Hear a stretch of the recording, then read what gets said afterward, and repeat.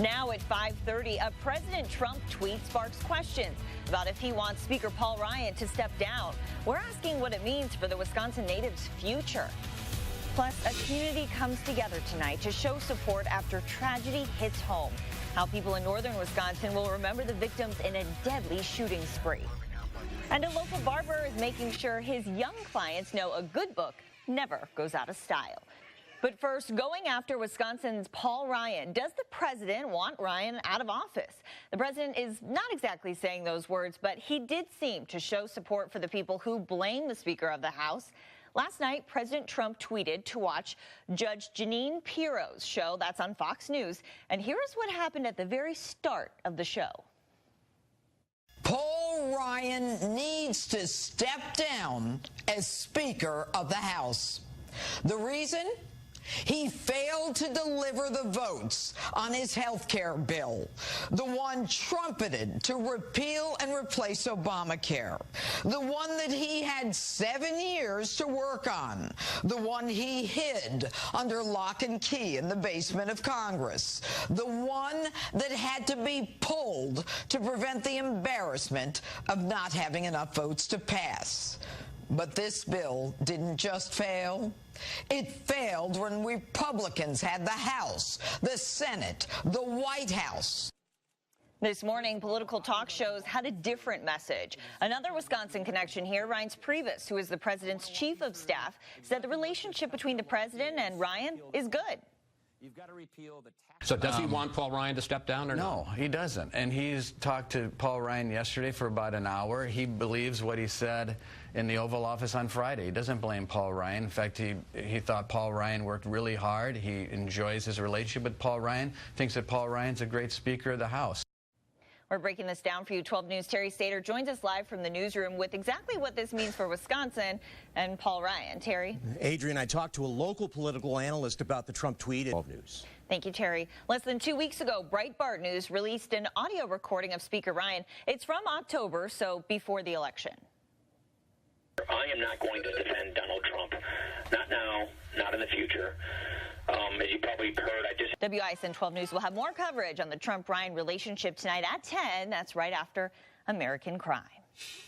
It was a foggy and dreary day out there today. Again, here's a look at all that fog hanging around the buildings in downtown, but the weather didn't stop some people, you see, walking the dog there. That's a pretty cute dog, too. Yeah, right? Other people jogging, they didn't mind it, but I wasn't so brave, Lindsay. I just stayed inside like you told me to. Yep. And, enjoyed it. Absolutely. I feel like, we're not accustomed yet to, like, the rainy coldness, you know? I mean, I feel like that it's a really good way to get sick. But make sure you're layering. There's layers here. There's hats, so that's good. But the rainy conditions are going to continue, at least for some of us. There's a live look at the Doppler 12 radar network we may need to deal with for tomorrow morning's commute. And speaking of those hazards, this rainy Sunday caused several crashes today. We do have a look at some of the accidents. This is one here on 94 this morning. It shut down the two left southbound lanes on I-43-94 at National Avenue. Crews spent about 45 minutes trying to clean that mess up. Just another reminder for all of us to be careful, even in the drizzle. Tonight, the Wausau community will gather to honor the 4 people who died in a string of shootings last week. The vigil will start at 7 at Kennedy Park in Weston. Police say 45-year-old Ning Mai Vang went on a shooting rampage that spanned 3 towns, killing his wife's divorce attorney, a police detective, and 2 of his wife's co-workers at a bank.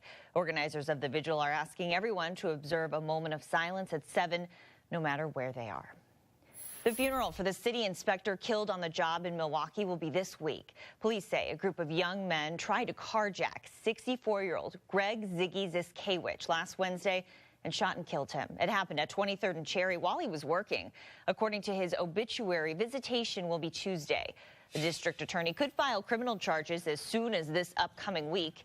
Right now, flags are flying in half-staff across the state in his honor. There's a memorial fund to support his wife and children at U.S. Bank. We have more information on that fund on our 12 News app. A scary situation for a Toppers delivery driver overnight.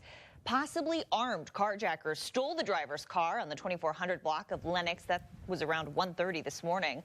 Police found the car just 2 blocks away, but not the robbers. The driver wasn't hurt. Keeping young minds a cut above the rest. Local barbershops are stepping up to give kids more than just a fresh haircut. WISN 12 News' Andy Choi explains how books in the barbershop are making an impact. 12 News.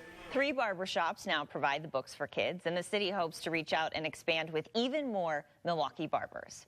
A prestigious honor for several local Boy Scouts. Coming up, the dedication it took for 4 members of Troop 119 to receive Eagle status.